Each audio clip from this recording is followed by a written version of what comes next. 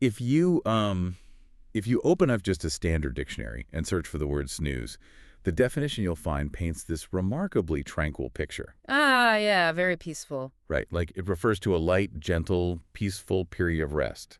I mean, a cat napping in a sunbeam is snoozing. Exactly. Or, an old man dozing in a rocking chair on a Sunday afternoon, that's snoozing. Right.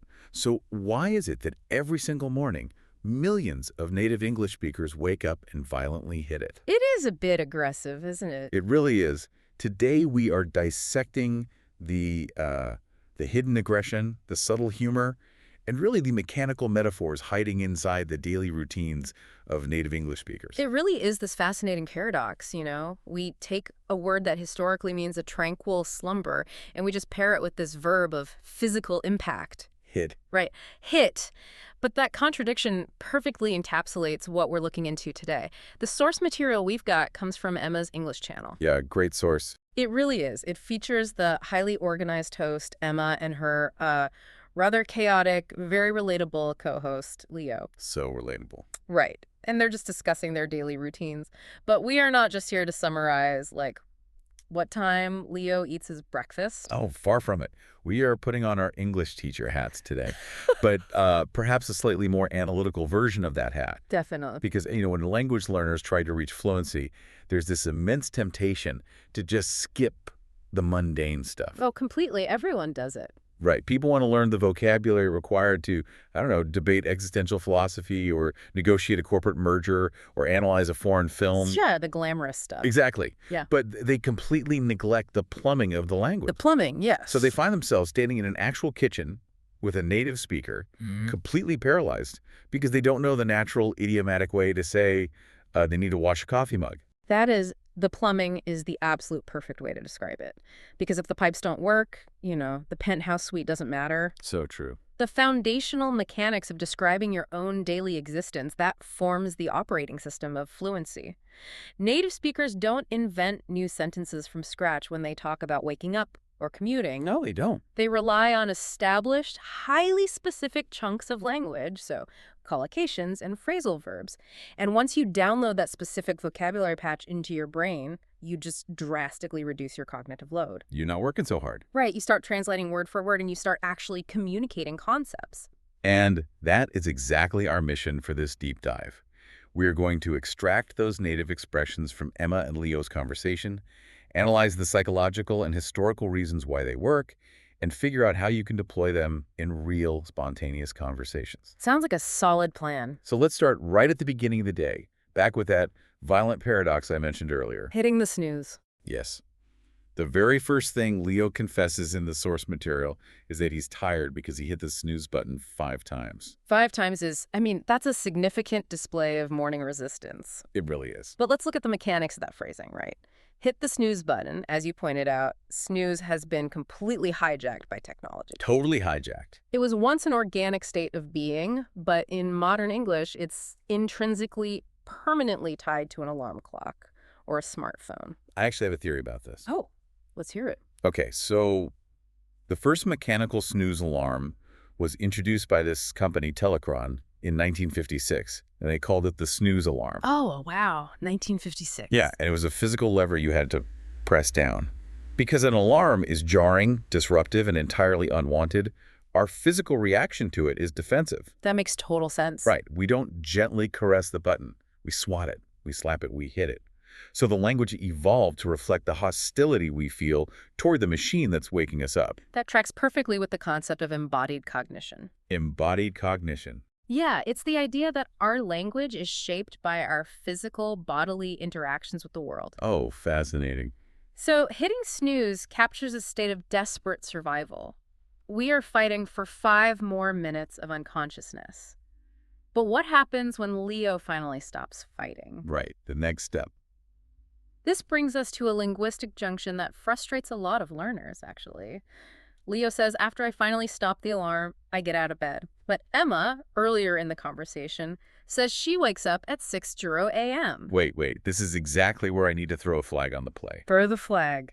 I look at those two phrases, wake up and get out of bed, or, the shorter version, get up. Right. I know standard language textbooks often lump them together in the same chapter, Uh-huh. sometimes even as synonyms. Oh, all the time. But if I'm lying in a hospital bed, I might wake up at dawn, but I might not get up for 3 weeks. Exactly. The language separates these concepts for a reason, doesn't it? It absolutely does. And treating them as synonyms is a classic trap.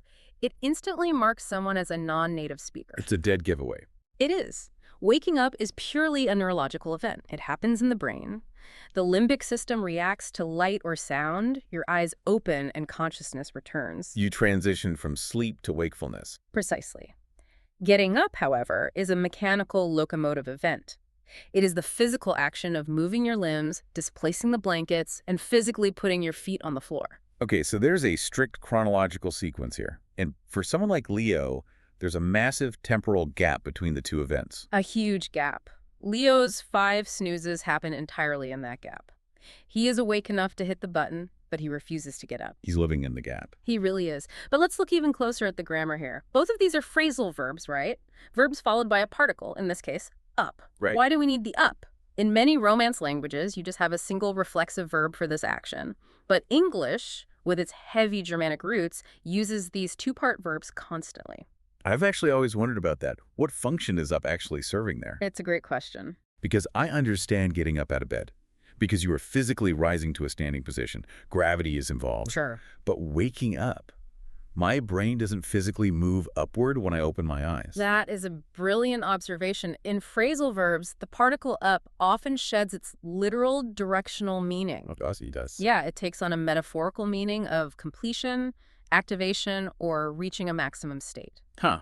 Think about it. When you clean up a room, you aren't elevating it, right? You are completing the cleaning process. Oh, right. Or like when a computer boots up. Exactly. It activates. So Yeah. when you wake up, you are transitioning into a state of full activation. Wow, that completely changes how I view the vocabulary. It's not just some random preposition you have to memorize.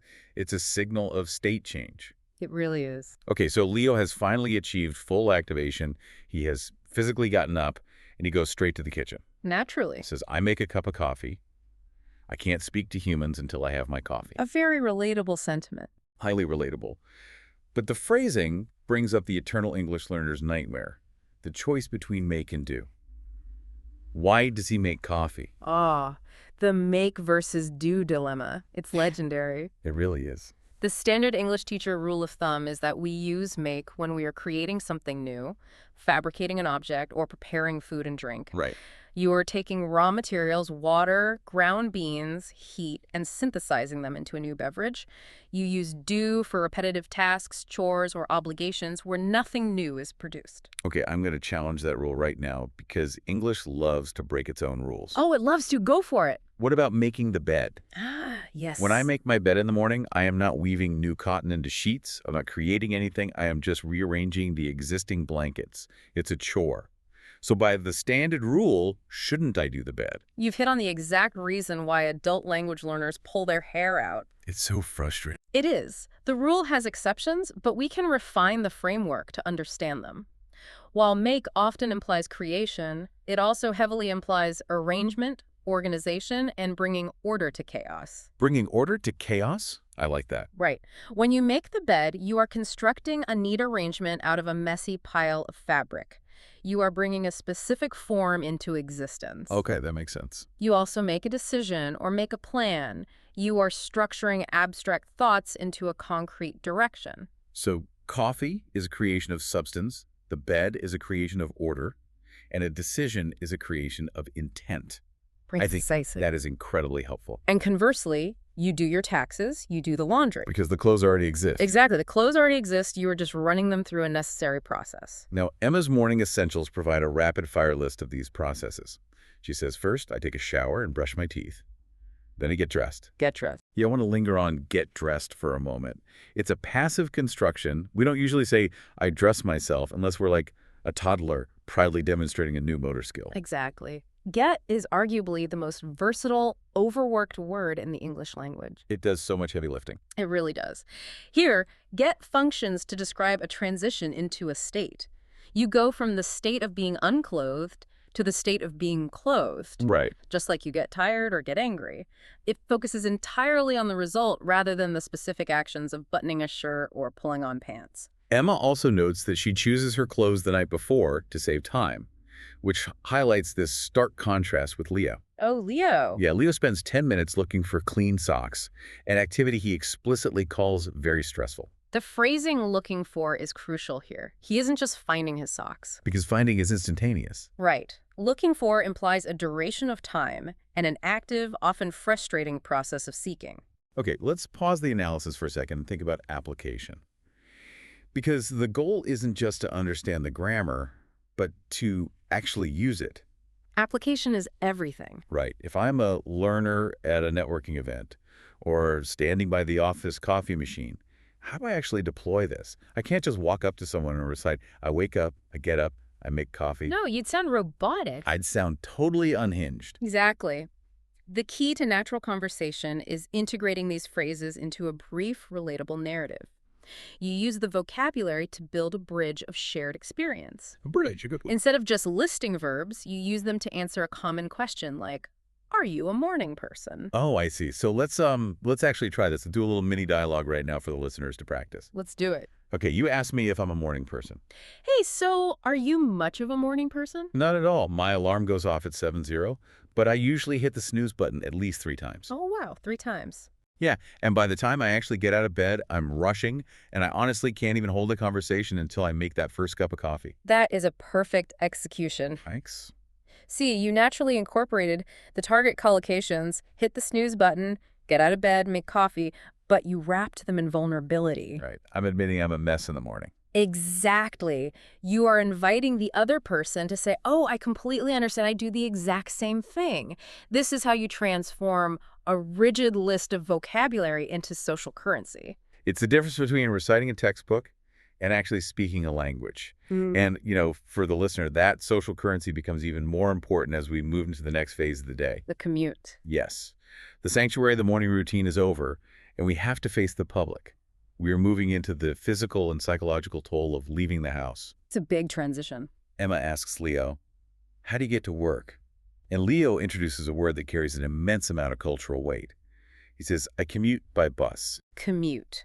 It is an incredibly heavy lifter in the daily vocabulary operating system. It really is. Grammatically, its flexibility is its greatest strength. Leo uses it here as an active verb. I commute. He is performing the action. Right. But the very next thing Emma says is, how long is your commute? Suddenly transforming the word into a noun representing the journey itself. I love digging into the history of words like this. Me too. So the origin of commute is tied directly to the Industrial Revolution and the expansion of the railways in the 1840s. The 1840s, right? Before trains, people generally lived exactly where they worked. But when trains allowed people to live outside the city, the railway companies offered commutation tickets. Ah. Yeah, the word comes from the Latin commutare, meaning to change or exchange. The passengers were exchanging a single daily fare for a reduced bulk rate season pass. Their fares were commuted. It is a brilliant example of semantic bleaching. Semantic bleaching. Yeah, originally the word only described the specific financial transaction of the train ticket. Then the people holding the tickets became known as commuters. Oh, I see. Eventually, the financial aspect faded away entirely, and the word expanded to describe the journey itself, regardless of whether you took a train, drove a car, or rode a bus like Leo. Leo's bus commute is 40 minutes, and he describes it using a vital sensory adjective. He says it's usually crowded, so I have to stand. Sounds miserable. And to cope with this crowded physical proximity to strangers, he says he listens to an audio show. He's basically using technology to create an artificial bubble of isolation in a public space. It's a universal coping mechanism for the modern commute. Put your headphones on and tune out. Exactly. But the concept of the commute gets truly interesting when Emma describes her situation. She responds to Leo by saying, I work from home, so my commute is just walking from my bedroom to my desk. Okay, from a strict, pedantic English teacher perspective, she's using the word incorrectly, isn't she? Technically, yes. A commute inherently requires traversing a significant distance between a private domestic sphere and a public economic sphere. Walking 10 feet in your socks doesn't fit the definition. Strictly speaking, no. But this is where we see language evolving in real time to accommodate cultural shifts. Oh, right, the work from home shift. Exactly. The widespread adoption of working from home removed the physical journey, but it didn't remove the psychological transition between home mode and work mode. Ah, so she is using the word ironically. Yes. She knows it's not a grueling journey, but she applies a word associated with traffic jams, bad weather, and crowded buses to her 10-second stroll to highlight the luxury of her situation. It's a linguistic wink. Native speakers stretch the boundaries of definitions constantly for comedic or emphatic effect. I do that all the time without thinking. We all do. By calling it a commute, she is playfully mocking the traditional concept of one. Understanding this kind of usage is a massive leap in fluency because it requires understanding not just the dictionary definition, but the cultural baggage the word carries. So, Leo survives his crowded bus. Emma finishes her 10-second stroll, and they both begin their workday. But human biology is inescapable, regardless of where your desk is located. It comes for us all. It really does. Leo says, in the afternoon, around 3:00 p.m., I always feel the afternoon slump. I feel very sleepy. The afternoon slump. It is one of the most vivid, visceral phrases in the entire transcript. I want to explore the metaphor happening here. Why do we use the word slump? Let's dig in. If I look at how English treats energy and emotion, we seem to be obsessed with gravity. When we are happy or energetic, we are up. We feel high, we are upbeat. Right. When we lose energy or feel sad, gravity takes over. We feel down, we fall asleep, we suffer a drop in productivity. That is the essence of conceptual metaphor theory. Okay, explain that. We map abstract concepts like energy levels or emotions onto concrete physical experiences like moving up or down in space. Okay. The word slump originally applied to geology or economics. A mass of rock sliding down a cliff is a slump. A sudden, sharp decline in stock market prices is a slump. So it implies a heavy, uncontrollable downward trajectory. You don't gently float into a slump, you collapse into it. Yes. Picture the physical posture of someone at 3:00 p.m. Their shoulders droop, their spine curves, their head hangs. Their physical body is literally slumping in the chair. It's so true. It captures the heavy, foggy, physiological reality of the body's circadian rhythm dipping in the mid-afternoon.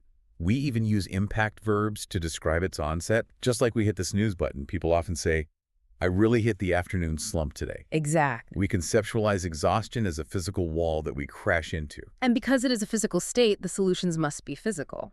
Emma says, to beat the slump, I usually go for a short walk or eat an apple. Go for a walk. Notice the phrasing there. She doesn't say I walk shortly. Go for a walk frames the activity as a discrete event with a purpose. Right. It's an active intervention to generate kinetic energy. Leo, conversely, relies on a strategy of removal. He takes a lunch break away from his desk to mentally reset. If we think about how to use this practically, the slump is arguably the greatest conversation starter in the modern workplace. Oh, without a doubt. It is a universally shared suffering. It truly is. If you are a language learner, knowing how to articulate this feeling is a superpower for building rapport. How so? Like, give me an example, because if I'm standing by the printer at 3:45 p.m. looking exhausted, I don't want to just say, I am tired. No, that shuts down the conversation. Right, it's a dead end. I am tired is just a statement of internal data. But if you sigh and say, man, I am hitting the afternoon slump hard today. I've been staring at the spreadsheet for an hour and nothing makes sense. Oh, that's completely different. Right. You are doing something entirely different. You are naming a shared enemy. You are inviting the other person to commiserate. Let's do another mini dialogue for the listener. I'll be the exhausted coworker. Okay, go for it. I am hitting the afternoon slump so hard right now, I can barely keep my eyes open. Oh, I know exactly what you mean. I've been staring at my screen and nothing is making sense. Have you stepped outside yet? Let's go grab a coffee. See, that is so natural. Their natural response is to validate that shared enemy. Exactly. You've used the precise native vocabulary to transform a moment of isolated exhaustion into a moment of social connection. It's brilliant. You've moved from surviving the language to using it as a tool for camaraderie. But eventually, the clock runs out, the slump is beaten, and the workday ends. Which means we face the third and final transition of the day. The evening routine. Yes. The morning was about generating energy, the midday was about sustaining it, and the evening is about intentionally dismantling it. Right. Emma asks Leo, when do you finish work? Yeah. And we move into the evening routine. Leo walks us through his post-work reality.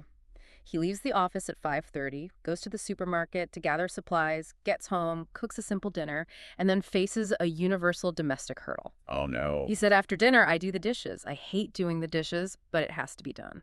And here we see the return of our make versus do rule. Yes, we do. He cooks dinner, so he's making something, taking raw ingredients like pasta and sauce to create a meal. Right. But when the meal is over, the dirty plates are just sitting there. He isn't creating anything new, he's performing a maintenance task to restore order. Therefore, he must do the dishes. It is a perfect textbook application of the rule. Love when that happens. But what happens after the maintenance tasks are finished is where the true psychological differences between Emma and Leo emerge. Night and day. Emma agrees that cleaning is necessary, but then she introduces a phrase that is structurally and historically fascinating. She says, "For me, after dinner, I like to wind down." Wind down. Yeah. Leo immediately asks what it means, acting as the perfect proxy for the language learner. He really is. Emma defines it simply as relaxing after a busy day, but that definition doesn't really do justice to the incredibly rich imagery buried inside the phrase. I want to pitch you an analogy to see if it holds up historically. Oh, I love your analogies. Please do. Okay, so when I hear wind down, I don't picture a human being. I picture an antique mechanical toy or a grandfather clock, something with a heavy metal key in the back. Okay, I see where you're going. In the morning, when the alarm goes off and the commute begins, you're winding that spring as tight as it will possibly go. The tension is immense. Throughout the workday, that tightly wound spring powers all your frenetic energy. It's a very vivid mechanical mapping of human energy. Right, and when the evening arrives, you cannot simply snap a fully tensioned spring to make it stop. No, it would snap. Exactly. If you force a mechanical gear to halt instantly while under pressure, you break the machine. The only way to stop is to let the remaining kinetic energy slowly release. Oh. The gears have to slowly turn, the ticking has to get quieter, the tension has to gradually bleed out until the spring is completely loose and the machine comes to a gentle, natural stop. To me, that slow, deliberate release of tension is what winding down actually means. It is a process, not a switch. Your analogy is flawlessly aligned with the etymology. Oh, really? Yes. The phrase was born directly out of the clockwork universe and the Industrial Revolution. Makes sense. Before electricity, almost all automated human devices were powered by wound-up springs or weights. Clocks, watches, music boxes, phonographs. As they expended their energy, they would literally wind down. That is so cool. It is another prime example of how profoundly technology shapes our language. We map the behavior of our machines onto the behavior of our minds. So when Emma says she likes to wind down, she is acknowledging that her nervous system is like that clock spring. Exact. She can't just jump from a high-stress workday straight into a peaceful sleep. She needs a transitional process to release the tension. And look at the specific, deliberate verbs she uses to execute that process. Right, what does she do? She says, I turn off the TV, I light a candle, and I read a book. Very calming. These are slow, low dopamine activities. She is manually overriding her brain's momentum. She explicitly states it helps my mind prepare for sleep. Compare that delicate, intentional release of tension with Leo's evening. He says, I usually scroll on social media on my phone for 2 hours. Then my eyes hurt and I can't sleep. The dreaded doom scroll. We've all been there. Leo isn't releasing the tension of the spring. He is actively keeping it wound tight by feeding his brain a relentless, high-speed stream of novel information. He is overriding his biology with technology. And Emma immediately diagnoses this and offers a solution that introduces our final and perhaps most profound piece of vocabulary. Yeah. She says, that's a common habit. Try to unplug, disconnect from electronics 30 minutes before bed. Unplug. If winding down is a metaphor born from the clockwork era of the Industrial Revolution, unplugging is the defining metaphor of the digital age. It totally is. To unplug a literal machine is a violent act of severance.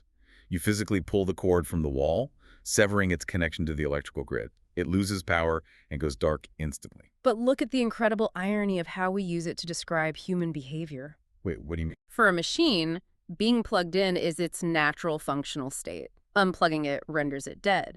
But for a modern human, we use unplug to mean the exact opposite. Oh, that is fascinating. We use it to mean coming back to life. Exactly. We have become so integrated with our devices, so constantly connected to the digital grid of emails, notifications, and social feeds, that we conceptualize ourselves as nodes on a network. We treat ourselves like cyborgs. We really do. When Emma tells Leo to unplug, she isn't telling him to turn off the phone. She is telling him to sever his own psychological connection to the grid. She is telling him that to truly rest, to actually behave like a biological human being instead of a machine, he has to disconnect from the machine. Exactly. He has to unplug the digital cord so his organic mind can wind down naturally. It is a profound philosophical commentary on the modern condition, hiding quietly inside a beginner's English lesson about daily routines. And it provides a fantastic framework for having deeper conversations. If you are talking to a colleague or a friend about mental health, stress management, or work-life boundaries, these aren't just vocabulary words, they are the core concepts. How would you structure that conceptually without relying on a scripted dialogue?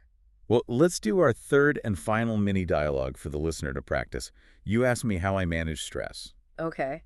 Wow, you always seem so well rested. How do you manage the stress of your job? Well, I realized I was treating my brain like a smartphone that never gets turned off. Now I have to be really intentional about winding down. Oh, really? How so? The biggest rule for me is unplugging. If I don't physically put my phone in another room an hour before bed and read a physical book, I just doom scroll and ruin my sleep. That is a highly sophisticated, fluent piece of communication. You think so? Absolutely. You are using the noun form of the verb unplugging as the core concept, and you are using winding down to describe the overall strategy. It allows you to articulate the struggle of modern life perfectly. It gives you the vocabulary to be honest about your reality. Whether you are like Emma, diligently lighting candles, or like Leo, staring at a screen until your eyes hurt, the operating system of the language supports your truth. Exactly. And with that, Leo finally turns off the lights and goes to sleep, completing the cycle of the day. We have dissected an enormous amount of linguistic plumbing today. We really have. We started with the violent physical reaction to technology that makes us hit the snooze button. We untangled the neurological awakening from the physical locomotive action of getting out of bed, and we explored the deep Germanic roots of phrasal verbs that require the particle up. We navigated the treacherous waters of making creations versus doing chores. We traced the word commute from 19th century railway tickets to Emma's ironic 10-second stroll from her bed to her desk. We analyzed the gravity-based metaphors of English that cause us to crash heavily into the afternoon slump, requiring physical interventions like walking to break the inertia. And finally, we explored the mechanical metaphors of human energy, comparing the slow, clockwork release of tension in winding down to the sudden, necessary digital severance of unplugging to reclaim our humanity. The depth of these concepts is immense, but the application is what matters. In her conclusion, Emma offers a piece of advice that serves as the cornerstone of language acquisition. Consistency is key. Exactly. Consistency is key. It sounds cliche, but neurologically, it is absolute truth. It is. You do not need to memorize the etymology of 1840s train tickets to use the word commute. But it is fun to know. It is fun. The historical and psychological context we discussed today is meant to enrich your understanding, to make the words sticky in your memory so they aren't just random sounds. But fluency comes from repetition. Practice, practice, practice. You have to consistently run this daily routine vocabulary patch in your brain. You have to practice framing your own life using these collocations until the cognitive load drops to zero and you are just speaking naturally. You have to build the muscle memory. Which leads me to our final provocative thought for you to mull over as we close out this deep dive. Oh, I'm excited for this. Throughout this analysis, we have focused on the universal constants of human existence. Everyone sleeps, everyone eats, most people work.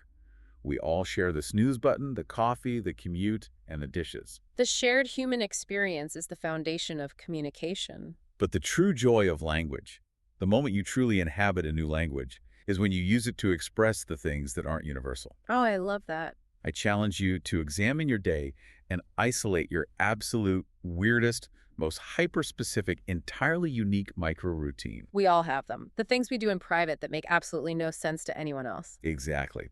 Maybe your version of winding down requires you to arrange your 4 pillows into a highly specific, structurally sound geometric fortress before you can close your eyes. That's very specific. Or maybe your morning routine involves a 10-step, obsessive-compulsive ritual for preparing matcha tea that requires a specific ceramic bowl and water heated to exactly 175 degrees. Also very specific. Maybe you have a specific song you have to hum while you commute past a certain building. Whatever that strange, highly personal idiosyncrasy is, that is your homework.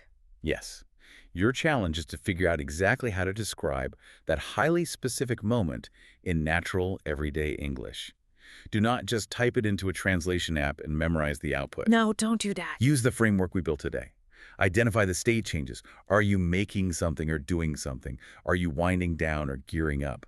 Find the right verbs, sequence the actions logically, and most importantly, explain the why behind the ritual. If you can clearly and confidently articulate the absolute weirdest part of your day to a native speaker and make them understand why you do it, Then you aren't just fixing the plumbing of your vocabulary anymore. You have moved past the basic utilities. You are hanging your own pictures on the walls. You are customizing the linguistic house to fit your exact shape. And that is the moment, without a doubt, that you are truly starting to live in the language.